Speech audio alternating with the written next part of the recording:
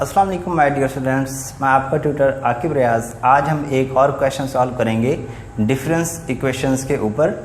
Question आपके पास है homogeneous difference equation को आपने सॉल्व करना है, लेकिन इस दफ़ा क्वेश्चन आपके पास ये वाला है। y की सबस्क्रिप्ट में आपके पास x+2 दिया गया है प्लस y सबस्क्रिप्ट x दी हुई इज इक्वल टू आपके पास 0। तो यहाँ पे इसको सॉल्व करें। सबसे पहले आपने सबस्क्रिप्ट जो आपके पास दी गई है उसको आपने शिफ्ट ऑपरेटर में कैसे चेंज करना होता है, तो मैंने आपको बताया हुआ है। आपके पास इसका जो फार्मूला होता है e की पावर n इंटू वाई की सबस्क्रिप्ट में आपके पास x, तो ये जो आपके पास n होता है इसकी सबस्क्रिप्ट में ऐड हो जाता है x प्लस n। इस फार्मूले को याद रखना है। इस तरीके से आपने इसको कन्वर्ट करना होता है शिफ्ट ऑपरेटर में। पहले शिफ्ट ऑपरेटर और y आपके पास अलग सेम आते हैं, एक दूसरे के साथ आते हैं, लेकिन जब आपने इनको मर्ज करना होता है तो फिर सिर्फ और सिर्फ y की फॉर्म में आ जाता है। इधर आपके पास क्या दिया, y की फॉर्म में दिया, लेकिन आपने शिफ्ट में लेकर आना है। तो ये वाला प्रोसीजर जैसे इधर से ये आया तो यही उलट हो जाता है प्रोसीजर।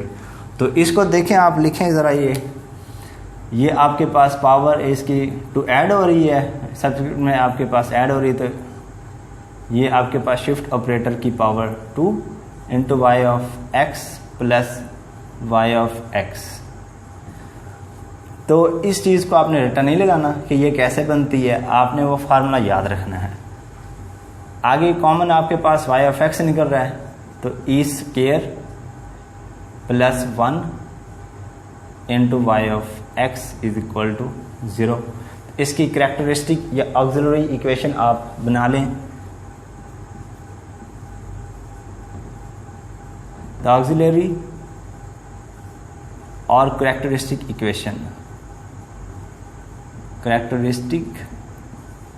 इक्वेशन जो आपके पास बनती है वो m square plus 1 is equal to 0। तो 1 को आप उधर लेकर जाएं, m square is equal to -1। इसको आप स्क्वायर रूट इधर भी लें और इधर भी लें, तो m आपके पास -1 का आपके पास स्क्वायर रूट वो आपको पता है अयोटा होता है। तो यहाँ पे एक तो अयोटा ये आ गया, सेकंड जो स्क्वायर रूट की वजह से ख़त्म हुआ वो आपके पास प्लस माइनस अयोटा आ गया। तो इसको आप ऐसे भी लिख सकते हैं, m is equal to 0 plus minus iota. Complex form में आप इसको पूरा ही बना दें कम्प्लेक्स फॉर्म में। तो जब याद रखें, जब आपके पास m जो है कम्प्लेक्स फॉर्म में बन जाता है, तब आप इसका r रेडियस भी फाइंड करते हैं, तब आप इसका थीटा भी फाइंड करते हैं। तो आप r कैसे फाइंड करते हैं, आपके पास जो m होती है आप उसका मैग्नीट्यूड लेके सॉल्व करते हैं। और थीटा कैसे फाइंड करते हैं वो आपको पता है, वो tan inverse into Y over X होता है, तो वहाँ से आप थीटा फाइंड करते हैं। तो r इसका रेडियस फाइंड कर लें, r इज इक्वल टू होगा m की मैग्नीट्यूड को कैसे सॉल्व करते हैं, x की वैल्यू का स्क्वायर प्लस y की कोफिशिएंट जो भी वैल्यू होती है उनका स्क्वायर प्लस करके आप स्क्वायर रूट ले लेते हैं। तो यहाँ पे 0 का स्क्वायर प्लस 1 का स्क्वायर, अगर आप यहाँ पे सॉल्व करें तो आपके पास 1 का स्क्वायर 1 आ गया, या आपके पास r आ गया। सेम आप थीटा फाइंड कर लें, तो थीटा इज इक्वल टू होता है tan inverse into Y over X. अब यहाँ पे y आपके पास वो होती जिसके साथ अयोटा होता है, तो वो 1 है, और 0 आपके पास जो होती है रियल पार्ट वो 0 है। तो यहाँ पे इनकी वैल्यूज पुट कर लें, तो आपके पास tan inverse 1 over 0, tan inverse 1 और 0 इज इक्वल टू आपके पास ये जो बनती है 1 ओवर 0, ये बनती है आपके पास इन्फिनिटी फॉर्म। तो ये इन्फिनिटी कहाँ पे होता है, tan इनवर्स इन्फिनिटी आपके पास होता है π/2 के ऊपर, मतलब थीटा आपके पास क्या आ गया π/2।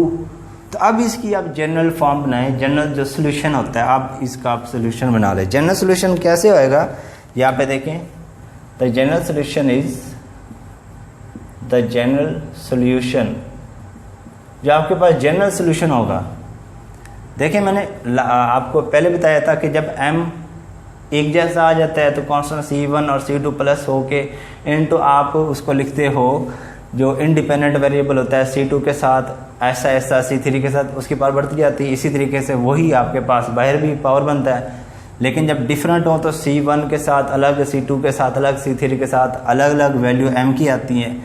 तीसरा आपके पास केस आ जाता है जब आपके पास m जो हो कम्प्लेक्स फॉर्म में बन जाए, तब आपके पास जनरल सोल्यूशन कब बनता है, कैसे बनता है, तो उसके लिए आपको r रेडियस और थीटा रिक्वायर्ड होता है। अब आपके पास जो कम्प्लेक्स फॉर्म में बन रहा है तो इसकी वजह से आपको पोलर फॉर्म बनती है cos थीटा और sin थीटा। जो आपके पास फार्मूला है, फार्मूला आपने पढ़ा हुआ है yx is equal to R into आपके पास जो cos थीटा और sin थीटा तो आना ही आना, लेकिन C1 कांस्टेंट के साथ cos ऑफ आपके पास। अब यहाँ पे m क्या क्या आया है वो आपके पास आया, cos ऑफ थीटा तो आप लिखेंगे, लेकिन जो आपके पास इधर इंडिपेंडेंट है वो भी साथ आएगा, cos of theta into X plus C2 sine of theta into x.